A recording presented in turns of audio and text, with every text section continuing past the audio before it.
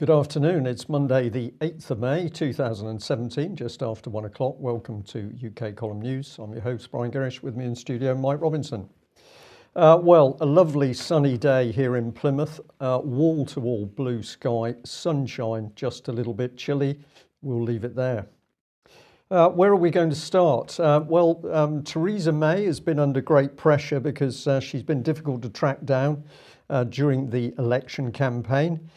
This one we found particularly interesting. This is our local Plymouth Herald, and the story is that Tory MP to be, presumably, Oliver Colville, could not consent to attend a hustings at the local Devonport church. So top left, we've got the minister from the church who's very upset because his MP has said, well, I'm not quite sure I can come to your church. Now, we did a little bit of research into this article, and it becomes really quite fascinating because very quickly you find mention of Churches Together, which is an organisation linking churches across UK. But when you take a little look at the website, it does seem to move us on a little bit between from Christian matters to perhaps something more political.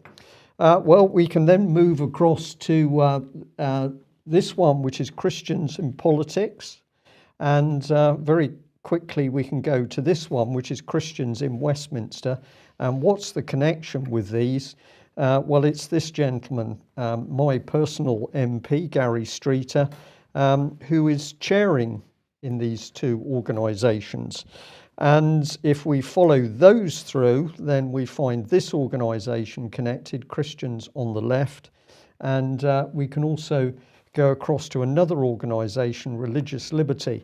What is my point? Well, my point is that when we think that a parliamentary candidate is going to speak within his previous constituency as part of an invite from a local church, that doesn't happen because there are much bigger, presumably more important political events being set up with the very hand of Westminster in these events. So what I think we're looking at here is the abject politicisation of the church, to the extent that that politicised church is then helping supposedly in the election campaign.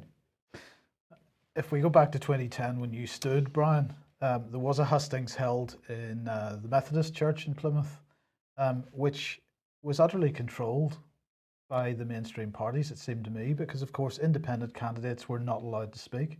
Well, this is true. This was the Central Methodist Hall, if I remember correctly, and they were not keen to let me in. Well, they didn't invite me. So if you were not accepted by the Christian church, you weren't given an invite to the hustings. So I was standing as an independent anti-corruption candidate. I was not invited. The Green Party was not invited, and BNP was not invited. I wonder whether Gary Streeter's organisations had a hand in that hustings, and hence we might see while some candidates are gently pushed out.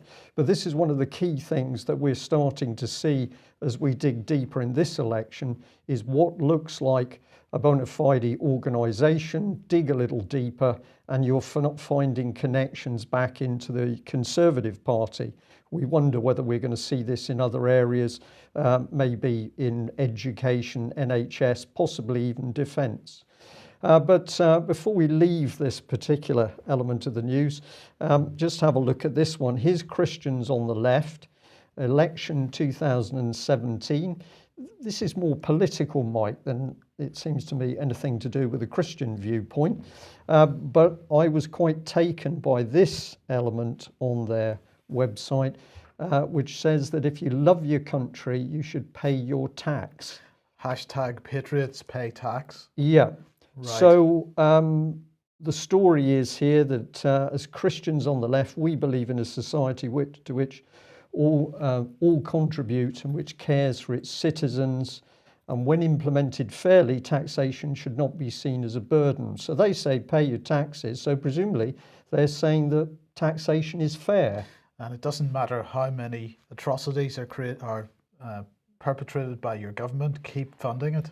keep funding, keep paying those taxes to keep a government which is clearly not Christian in power. And we better emphasise the point, because if you go and have a look at these so-called Christians in Westminster, Gary Streeter features very strongly as chair, but we've also got Mr. Farron in that organisation as well. Of course, the man who didn't want to take any action on the Syrian children. But what is happening here? It seems to me that the Christian ethic has been taken over by the Westminster ethic, and what's operating is certainly not Christian. At least nobody is complaining at this gentleman. It took Russia Today to flag this one up. But apparently back in 2015, Stephen Fry was taken to task for calling God mean-minded and stupid. And this was part of his quote. He said, "Because God, who created this universe, if it was created by God, is quite clearly a maniac, an utter maniac, totally selfish, we have to spend our lives on our knees thanking him. What kind of God would do that?" So I haven't heard a lot from Mr. Streeter on that particular issue. I'll leave our audience to think about the rights or wrongs of that particular incident. Okay, well, sticking with the election then, Theresa May this morning saying another manifesto. Well, she didn't say this. This is what she would have said if she was telling the truth, of course. Another manifesto, another lie. Immigration will be kept to the tens of thousands. Of course, if you invite millions of people into the country, that is multiples of tens of thousands. So perhaps she's not lying at all. But anyway, she is saying that she's going to make this manifesto pledge once again. I can't remember how many manifestos this pledge has been made in. I think it's 2, and it hasn't been acted upon just yet. But let's think about why she might be lying. And I'm going to just bring this up once again, because, of course, state pensions, forget about the issue of social care for the elderly. State pensions, the black hole, the obligations that the state has to people that are living in this country at the moment exceed £5 trillion. This is unpayable. The state pension scheme is a Ponzi scheme. It requires taxpayers to be paying in order that it can pay out for the elderly. So for pensioners. So of course, if we don't have a younger demographic, we can't pay that money out. So the country is left with a choice of either killing our old people or increasing immigration. So that's one reason I would suspect that Theresa May is lying, because she has got no option but to maintain immigration at certain levels. Of course, there are other geopolitical reasons why she wants to maintain immigration at certain levels. But let's just mention this one and ask, what is she going to do about the situation with state pensions? She's simply not going to talk about it, Mike. Obviously, Theresa May is not talking about anything of any importance during this election. She'll deal with this issue by simply not talking about it. Well, let's talk about immigration a bit more then. Here's Common Purpose, and they're holding an event later in the year. It's going to be called the Diaspora Dialogues, and the Diaspora Dialogues are going to bring together leaders from diaspora across the world. It's going to be held in Armenia. So Common Purpose absolutely operating in all kinds of countries around the world at the moment. So they're holding this event in Armenia. And they say that the Diaspora Dialogues will bring together leaders from diaspora across the world, leaders who are familiar with operating in multiple cultures and geographies, leaders who connect global and local, having spent their whole lives with their feet in multiple places, leaders who are natural interpreters, communicators, and bridge builders, leaders who are uniquely valuable in a world that is becoming more fragmented. So they say that they raise the issue of why now. They say the balance between local and global is being reset across the world. We need a global bridge more than ever before. Fragmentation between generations is increasing. They say migration will continue to flow and increase, they're saying, with global warming. Diaspora leaders are often innovators, they say, although ideas do not always flow between diaspora. So they're wanting to bring these leaders from different diaspora together in order to turn the diaspora of various cultures into one mush. That's the overriding objective. And diaspora, new word brought in, cultural intelligence, another phrase used by Common Purpose, but they seem very aware that this movement, mass migration of people, is not only going to continue, it's going to accelerate. How does Julia Middleton from Common Purpose know this? Presumably in the same way that she knew that there was going to be a coalition between the Conservatives and the Lib Dems. So stay on the subject, but come in from a different angle. Let's come across to the French elections and great celebrations as the Rothschild man gets in with whatever it was, 66% of the vote. What I didn't see before we came live was what the turnout was in France, but obviously we're being told a convincing win by this man that seemed to come out of nowhere, Mike. Everybody in the establishment loved him, and then surprise, surprise, he wins. I've just indicated there that he has got his wife, Brigitte, with him, and we're going to have a little look at her in a moment. But I was fascinated by this photograph because as I looked at it, I thought to myself, well, there seems to be a bit of the power pyramid in the background, but I thought it was just my imagination. But actually, when I got further on through the article, of course, the reality is quite easy to see because he did his talk in front of that wonderful pyramid structure in front of the Louvre. So we had a pyramid and two columns for people who are interested in symbology. Perhaps that's accidental, or perhaps there's a bit more to it. But fascinating, Mike, that so many people in France should lock on to this man without really knowing who he is, what his background is, and suddenly he's propelled into power. As the non-conformist? As the non-conformist conformist candidate. And perhaps we better start then with this article here, which this is Sarah Vine from the Mail, and this is from a few days ago. But she says, I know they're French, but Macron's love story is weird. If the roles were reversed, people would be repulsed. Well, what is she talking about? Well, she's talking that Brigitte was Emmanuel's teacher, and the love affair started when she was 39 and he was 15. As you do. Well, I was just going to pop in here, is, that was her morality at the time. If she'd have been male and he'd have been female, then somebody would be saying, well, is this a paedophile at work? But we don't say that because it's a woman, because many people are mistaken that women don't get involved in this sort of stuff. So I just wonder what her education policies would be if that's the norm for her. Is it now going to be acceptable? Because she says that he's been elected, but she's going to take a position of power. Excellent. Okay. And then it goes on because unfortunately there's been information about Mr. Macron rapidly spreading across the internet. But according to The Guardian, these are linked to Russian-affiliated groups. So this is all pretty pertinent stuff. I just found I had to put this heading in here because it was definitely those nasty Russians, and clearly he's going to be crying to his wife, mummy, whatever she is, about this situation. And if you want to get some information on this, then there's quite a bit starting to come out on the internet. Some of it's quite sort of speculative, others very measured, and it's going through what is a mass of documents revealing that this man has some very unusual offshore business interests, which, if the material is true, it clearly means he's involved as a minimum in tax evasion. But if you have a look on YouTube, there's quite a lot of headlines now on this subject. And why am I pointing you at YouTube? Well, simply, if we were to look at the Guardian article, what do they have to say? They say that basically two organisations have done the research which shows links to the Russians. So we've got the New York Flashpoint Intelligence, and we've got Tokyo Trend Micro.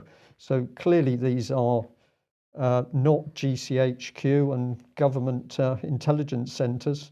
Whatever they are, that's where the intelligence has come from.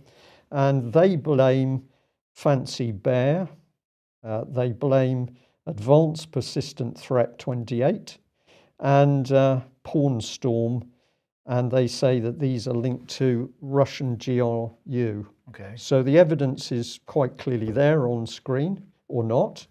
What does The Guardian then say? Well, it says that Vitaly Kremez, Director of Research at Flashpoint, said his review indicated Advanced Persistent Threat 28 was behind the leak of documents. That all sounds pretty good. And then he goes on to say this: if indeed driven by Moscow, this link appears to be a significant escalation over the previous Russian operations aimed at the US presidential election, expanding the approach and scope of effort from simple espionage efforts towards more direct attempts to sway the outcome. If. So when we go through the Guardian article, there is absolutely no evidence whatsoever that the Russians are behind the leak of this material. That's the first point. And the second point is the Guardian simply ignores the information that's come in those leaked documents about offshore companies and highly suspicious business interests. So it's blame the Russians with no evidence and then simply ignore the information which is now being put in front of the press. This is worse than fake news, Mike, because this is propaganda to actually skew people's minds as to what's actually happening here. Yes. And to link in with immigration, this is part of the information that's being leaked. This is a PowerPoint presentation which is talking supposedly about plans for the Islamization of France and Europe. It's talking about the continuation of mass migration. And what some of the commentators say is that it is interesting that some of the events described in this PowerPoint presentation have already appeared and been reported in the mainstream press. So it seems that there's already a line of thought which says, well, we can't dismiss this as fake because some of it's already been reported in the press. And we are going to say, of course, what's really happening here is that migration and the suffering is being used as a geopolitical weapon. And let's remember this gentleman who basically was happy to say as a Bilderberger, we need migration to help break down nation states within the EU. So this is Peter Sutherland, and he's happy to say we need this migration to achieve our geopolitical aims. And surprise, surprise, we've got leaked documents around Macron saying exactly the same thing. And we shouldn't remember the slightly darker side of this as well, because of course with the migration comes the people trafficking and the sex slavery and the organ trafficking. And of course this is being used to fund some pretty dark agenda in Northern Africa and in the Middle East. Indeed. And speaking of the Middle East, in Syria, talks have begun, according to France 24's Associated Press, I suppose. Talks have begun on evacuating rebels from Damascus. They're saying negotiations were underway on Sunday on evacuating insurgents and their families from 2 districts in Damascus, and that was according to a Syrian military source. And they say that if the talks are successful, this will be the first time rebels have been evacuated from Syria's capital since the country's conflict broke out 6 years ago.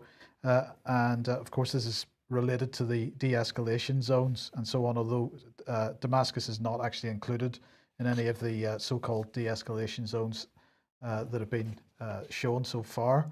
And in the meantime, of course, Russia and the United States, not really being reported by the Western media, seem to be continuing to develop sort of closer discussions over Syria at the moment. So Sergei Lavrov was speaking to Mir television over the weekend and saying that he had been speaking to Rex Tillerson, that things were developing nicely there, and hopefully they're going to build a bit of a better relationship. He said in the light of the results of the international meeting on Syria in Astana on the 3rd and 4th of May, the 2 top diplomats discussed the tasks of de-escalating the situation in that country, ensuring sustainability of the ceasefire, building up anti-terrorist efforts, and enlivening external support for the intra-Syria negotiating process.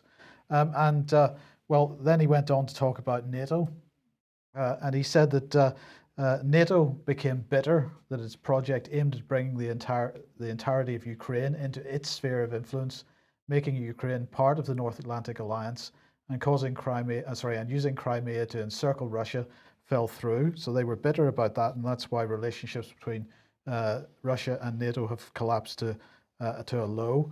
He said that the Collective Security Treaty Organization, which is a defense organization he describes containing Armenia, Belarus, Kazakhstan, Kyrgyzstan, Russia, and Tajikistan, that development strategy does not mention any country or organization as our adversary.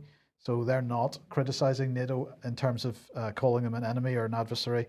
In contrast, he said NATO members perceive Russia as an opponent or even a threat and attempt to downplay the status and importance of CSTO activities. So while there seems to be a growing relationship between Russia and the United States with regard to Syria, the continuing sort of downscaling of the relationship between Russia and NATO, well, that continues to get worse. But luckily, we're going to get the F-35B. Well, before we get to the F-35B, we've got the F-35A, and well, for weeks now, the Defense Department of the United States has said that the F-35A will not be flying at the Paris Air Show. And all of a sudden, they've done a U-turn and decided that it will be flying at the Paris Air Show, which is quite amazing that it's flying at all, I suppose.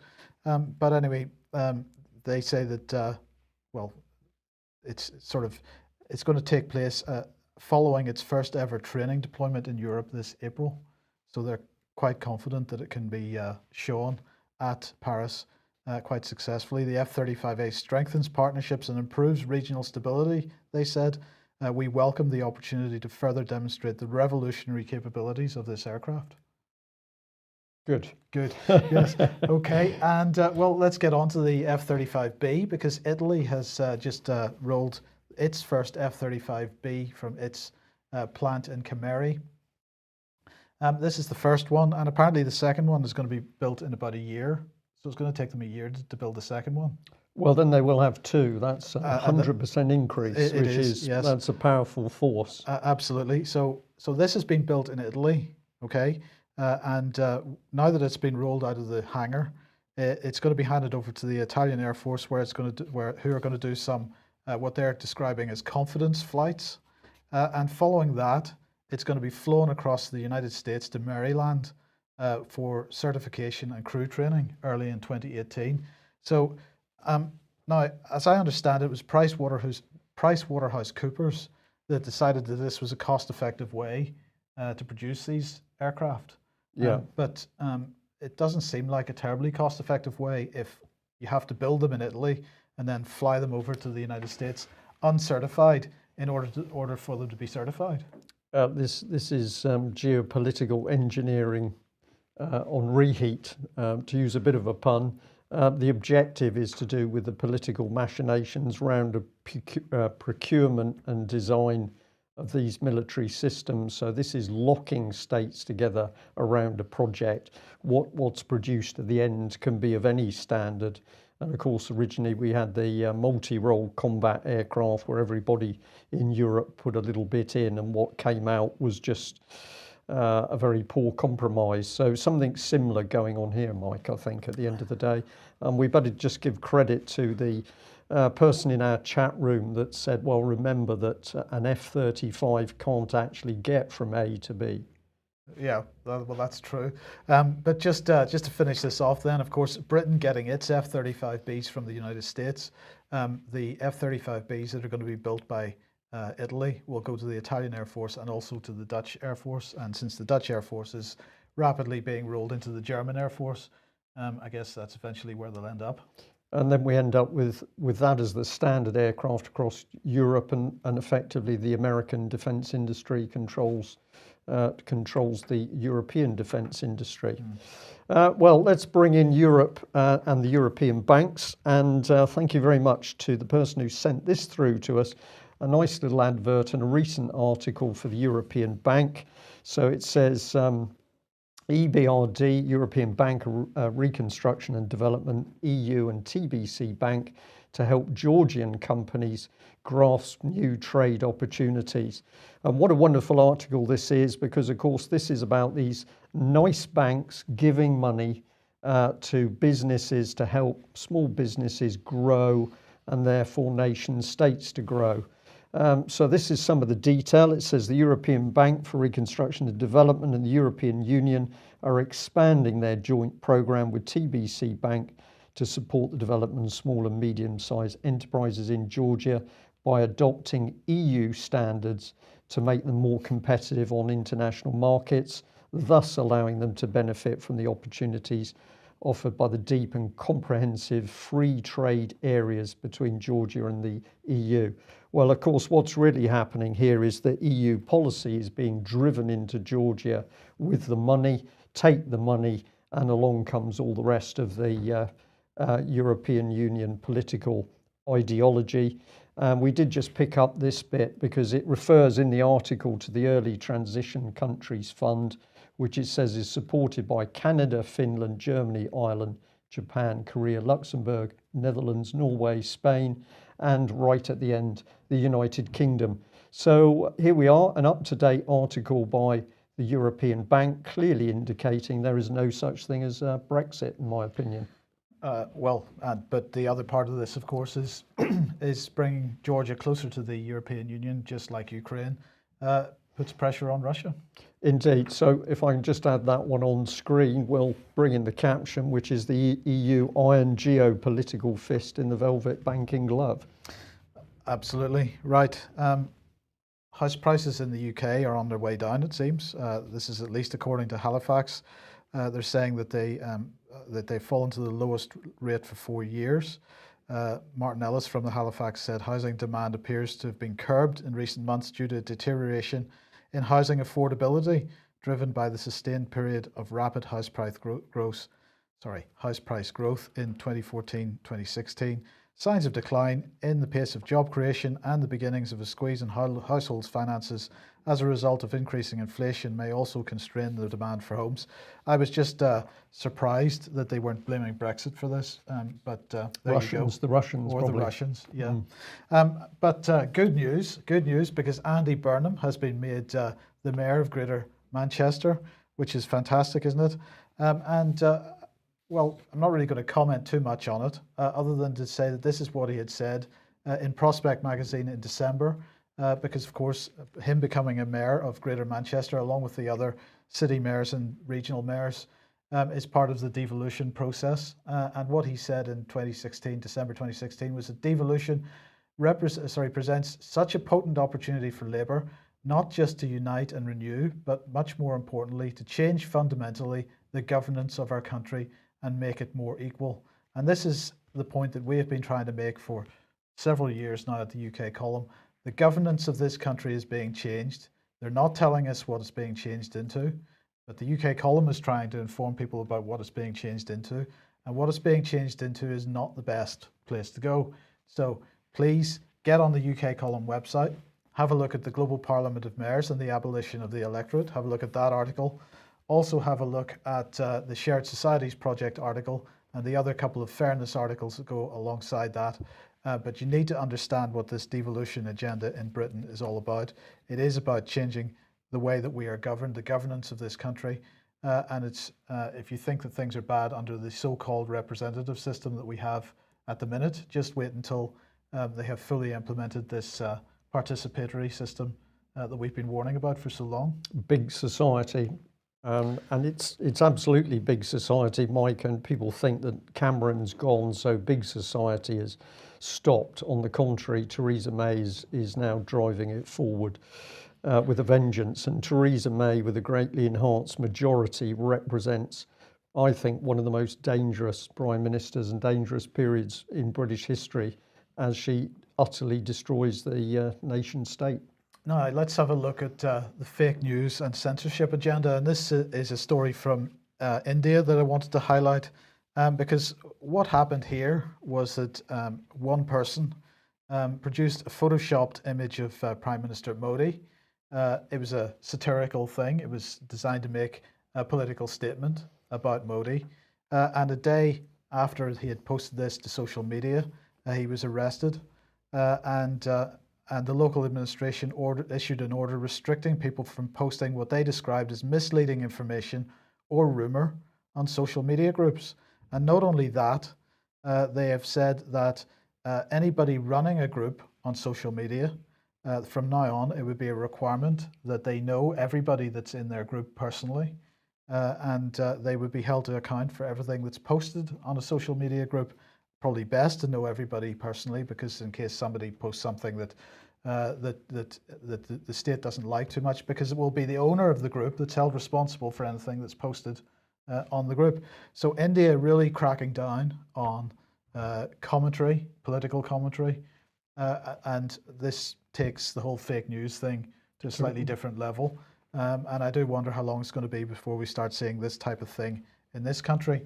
But in the meantime, Facebook, according to the Telegraph and the BBC and a whole host of other mainstream media outlets, has deleted what they're describing as thousands of UK Facebook accounts in a crackdown on fake news. And of course, alongside that, they posted ads in mainstream newspapers, because they think that the best place to explain about fake news is in the mainstream newspapers. So they posted ads in the Times, in the Guardian, the Daily Telegraph, and it included a list of 10 things to look out for whenever you're deciding whether a story is genuine or not. That includes checking the article's date, checking the website address, making sure that it isn't intended as satire. So possibly good advice. But it does amuse me slightly that they chose the mainstream press to publish this advice, because, of course, the mainstream press is increasingly becoming purveyors of fake news. But let's just remember what it was that Damien Collins said, who was the chair of the Culture, Media and Sports Select Committee. He is concerned about fake news in the run-up to the election. And he said the danger is, if for many people the main source of news is Facebook, and if the news they get on Facebook is mostly fake news, they could be voting based on lies. And there's so much wrong with that statement. I mean, aside from anything else, you take the average politician, there's nothing comes out of their mouth other than lies. So if we look back at the last, goodness knows how many decades of voting, it's all been based on lies, Brian. So any suggestion that what is appearing in as fake news in Facebook, that might cause people to vote based on lies. Yeah. If that's a concern, then really he's living on some other planet. There is that, Mike, and the other thing which comes into my mind is that what is Facebook is an individual web page, if you like, for an ordinary person who wants to get online and they want to put information up. That man judges them and says, well, anybody who wants to do something themselves, they're not really capable of finding out what the truth is. Everything they put up is going to be fake. So it's a gross insult by these elitists in Westminster. As you say, they lie through their teeth, whether they're speaking in person or there's some election manifesto coming into being. People need to be tackling Facebook as a company to register their dissatisfaction. At the moment, I just see people giving in to this stuff. Yep. Well, speaking of fake news, Andrew Wakefield, of course, since Vaxxed was shown in the UK and in Ireland, the mainstream media has been behaving in a pretty apoplectic manner. So this is the latest hit piece. This is in the Times. Charity cash funds anti-vaccine doctor, in quotes, and they're alleging him of misusing money that has been gathered through various non-profit organisations for the purposes of promoting the anti-vaccination, or at least his concerns about vaccination. Where is this coming from? Well, it's a joint venture between the Times and Channel 4 News, and particularly this woman, Cathy Newman.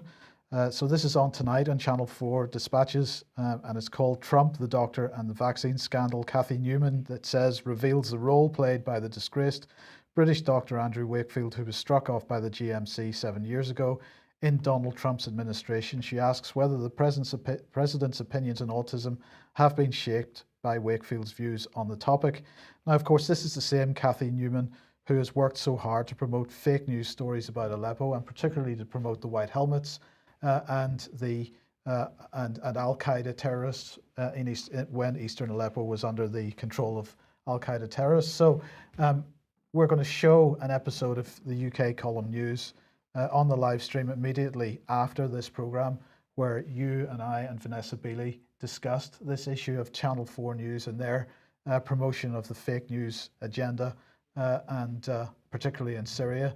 And then we ask ourselves why this particular person would be behind the hit piece on Andrew Wakefield. Well, I think we might be able to guess, but this is a good thing, isn't it? Of starting to take the lid off not the organisations that form mainstream, so-called mainstream news, but the individuals. It's the individuals who are the ones who are sensitive. If they're doing the wrong thing, then people should be emailing, tweeting, and talking about them. Well, the close down perhaps is also going to happen in this way. So Russia Today, with this report that one of its journalists was picked up by the French police. This particular lady, Ms. Dubensky, was reporting on protests on the streets following the elections in Paris. The police come to her, tell her to stop talking on her phone, and then she's initially put into groups with other people, and they are later picked up, taken to another area of the Paris suburbs and detained. She did manage to tweet out. She said, "Police still holding me somewhere in northern suburbs of Paris. Where is the freedom of the press?" Well, of course, France at the moment is a police state. It's still got the emergency laws in power. There were some 50,000 French police and military personnel supposedly protecting the French elections. But of course, here we see where that goes. First of all, we have emergency powers, then we have a full-blown police state. And after that, of course, there's not going to be any freedom of the press, because the press is the real danger to a police state. Same thing happening in UK, same thing happening in the States at the moment.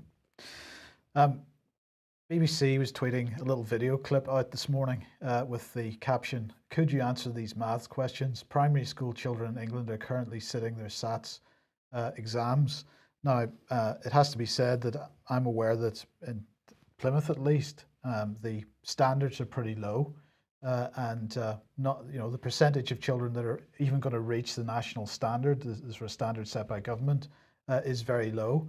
But the point of this little video clip was that most of the people that they stopped in the street were not able to do those two pretty basic sums. Well, the BBC is putting this out. It's a bit hypocritical, isn't it? Since the BBC seems to have trouble counting up to £3.6 billion, Brian, particularly for BBC Media Action, for example, because they're busy begging for more money. So clearly they can't count their budget each year and don't have enough to distribute to the various tentacles of the BBC machine. So perhaps there's a bit of hypocrisy in this.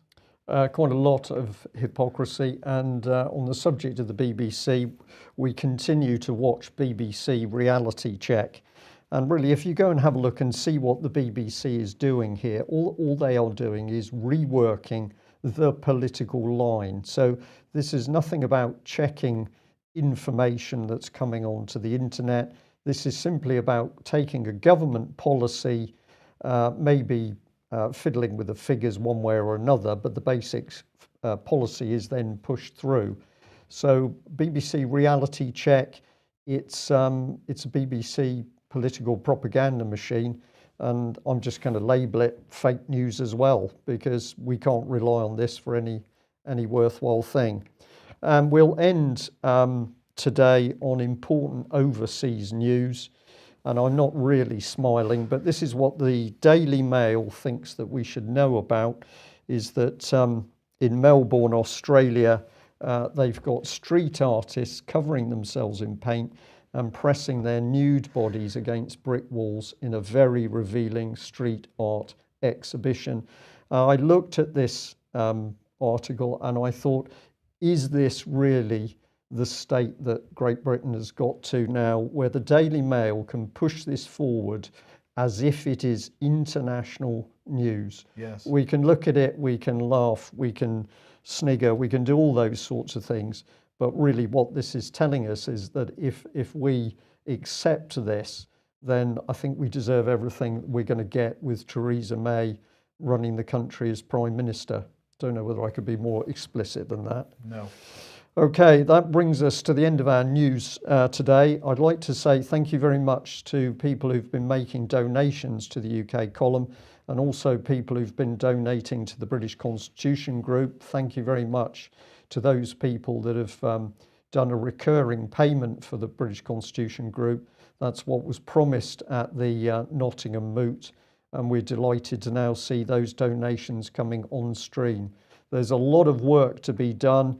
People at the moment asking, what can we do in this election period? To which we say, get out there challenging these MP candidates on all the key subjects. Don't give them a moment's rest, whether it's a phone call, a visit, an email or a tweet or a letter. And don't forget the hustings. And don't forget the hustings, if of course they bother to turn up at those hustings. That's it for today. We will be back at the same time tomorrow. Thanks for joining us. Bye-bye.